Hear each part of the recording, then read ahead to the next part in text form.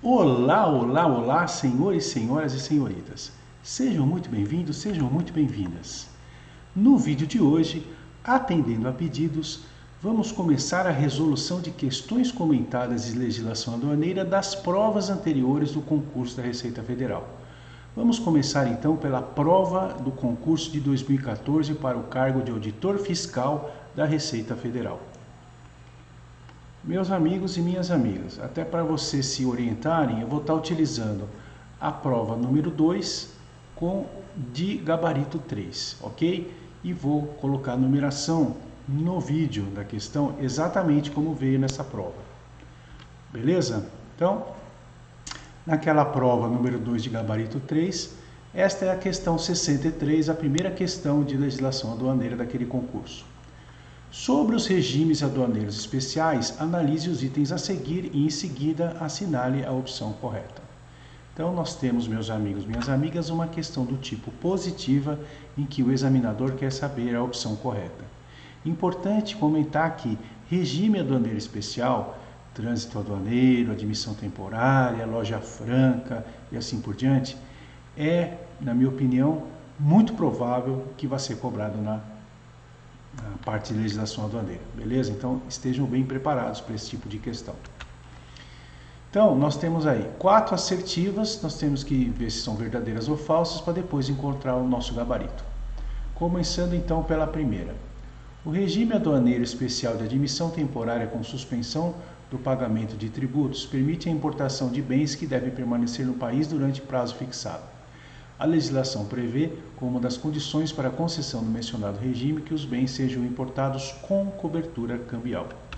Meus amigos e minhas amigas, para exemplificar a admissão temporária, o exemplo mais fácil, mais didático é o da Fórmula 1. Por quê? Quando você tem o Grande Prêmio de Fórmula 1 no Brasil, todos os materiais que vêm de fora, eles vão ficar por um prazo definido, né? Por um período determinado. Ou seja, não vai haver importação definitiva desse material. Ele entra e volta. Então, esse é o exemplo clássico de utilização da admissão temporária. Então, quando você tem essa circunstância, por exemplo, uma feira, um evento, né, ou uma demonstração de equipamento, tem o regime aduaneiro especial de admissão temporária que não são cobrados os tributos nessa situação.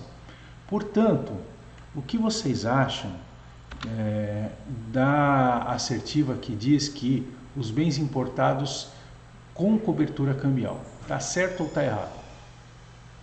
Infelizmente, meus amigos, está errado. Por quê? Cobertura cambial, ela implica uma situação de transferência de divisas ao exterior via Bacen, ou seja, o importador, quando utiliza a cobertura cambial, ele remete dólares para o exportador. Isso é feito por um contrato de câmbio e embute dentro dele o entendimento que o pagamento para o exportador é feito em caráter definitivo. Como nós estamos no regime de admissão temporária, que por definição a permanência dos bens é temporária, não faz sentido, né? Não se deve utilizar a cobertura cambial, que está associada a um pagamento definitivo. Então, por isso, esse é o erro clássico das questões, a pegadinha clássica das questões de admissão temporária, o examinador falar da cobertura cambial. Cuidado com isso. Então, a nossa assertiva 1 está errada, é falsa, né? E com isso, nós podemos ganhar algum tempo aqui nas alternativas. Isso é importante, né, na sua prova, para você economizar. Veja que só por identificar que a alternativa 1, a assertiva 1 está errada, você consegue eliminar a opção A, a opção B e a opção E. E ao mesmo tempo, você consegue confirmar que a opção 4 está correta, sem mesmo ler. Por quê?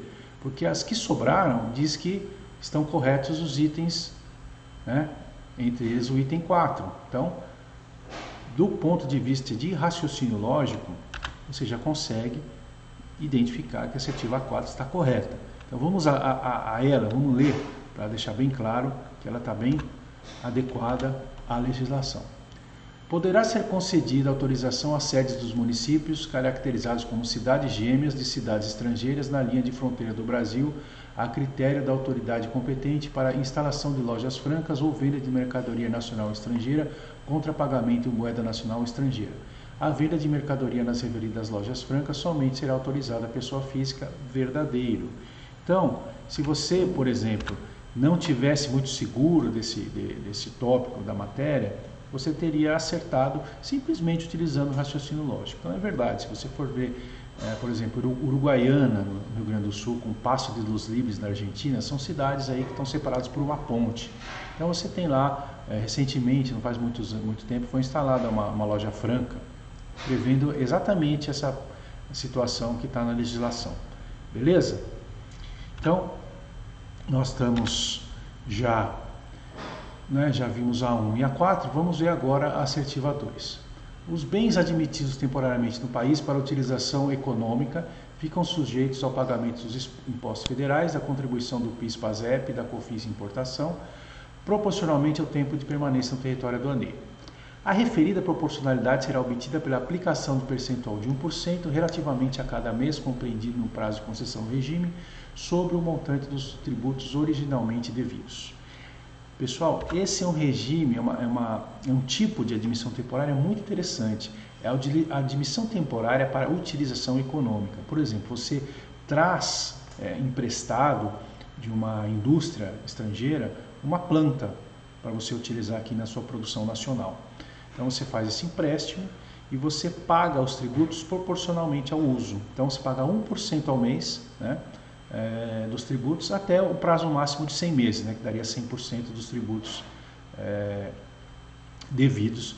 Então com isso você tem que encerrar o regime de admissão temporária para utilização econômica. Então 100 meses daí quanto? Dá 8 anos, né? Então bastante tempo para você utilizar a modalidade. Então é muito interessante para as empresas brasileiras que estão em fase de crescimento e não tem muito dinheiro para investir numa planta nova. Então ela consegue fazer um acordo com uma empresa estrangeira e utiliza esses bens de forma temporária com utilização econômica. Então, tudo isso falado, né, vocês perceberam que a assertiva 2 está correta. Com isso, analisando agora as alternativas da questão, nós vemos que a letra D está errada, né? Podemos eliminá-la e, analisando do ponto de vista detalhado, diz aqui que no regime do trânsito aduaneiro, objetivando garantir o pagamento dos créditos tributários correspondentes, quando a constatação de extravio ou avaria ocorrer no local de origem do trânsito, a autoridade aduaneira não poderá permitir o trânsito aduaneiro da mercadoria variada ou da partida com extravio. Está errado, né? Você já sabe, né, por ponto de vista lógico, qual é o problema. O trânsito aduaneiro ele pode ser permitido desde que seja possível identificar o extravio. Por que isso, meus amigos? Veja, se tiver um extravio de pequena monta no começo do trânsito aduaneiro, não faz sentido você segurar toda uma carga, e às vezes são cargas enormes, né, gigantescas, por muita coisa. Faz sentido segurar tudo por causa de um pequeno extravio. Se você consegue identificar o extravio de pequena monta, fica bastante claro, fica tranquilo, a autoridade aduaneira pode liberar o trânsito do restante, tá bom? Então, com isso, nós confirmamos que a assertiva 3 está incorreta, né? E o nosso gabarito é a letra C de casa. Questão muito boa, espero que você tenha acertado. Em caso de dúvidas, eu permaneço à disposição e deixo aqui um forte abraço, esperando vê-los no nosso próximo vídeo. Valeu!